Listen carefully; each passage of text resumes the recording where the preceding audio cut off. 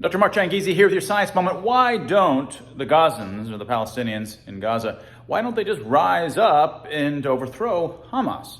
Now, one thing I've been trying to point out is a perspective that's clear to most Iranians, and it's that there's three, not two. It's not Israel versus the Palestinians. It's not Jews versus Islam.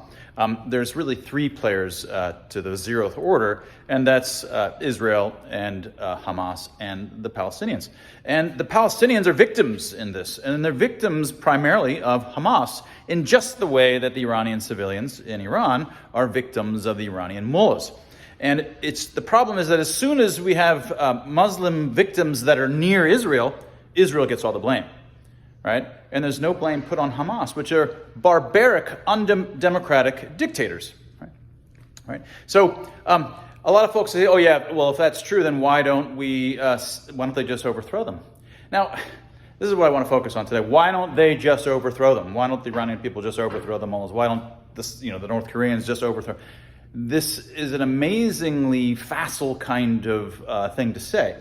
And we experienced a kind of totalitarianism ourselves. Authoritarianism came through in the last 3.5 years through COVID, and us anti-lockdowners were under authoritarian policies that are epsilon compared to what these Arabs experience with their undemocratic, barbaric governments, right? Their Islamo-fascist governments. What we experienced was almost nothing relative to that. And they have no free expression, no free speech. No one can say what they want to out of risk of the thugs coming in and someone say, oh, did you know what, Ahmed said? And you'll be in trouble, right?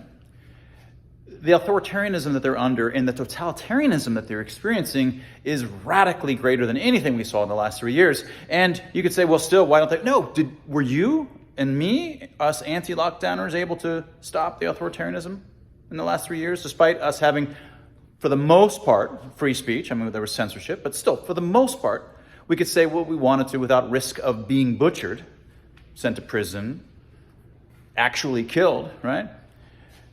We had everything going for us to stop the COVID authoritarianism. We weren't able to stop it. So you need to keep things in perspective when you say about oppressed folks in other countries with barbaric governments that why don't they just overthrow their government? We weren't able to stop authoritarianism here, despite having everything in favor of doing so. So don't expect Palestinian civilians to be able to overthrow Hamas. And that was your Science Moment.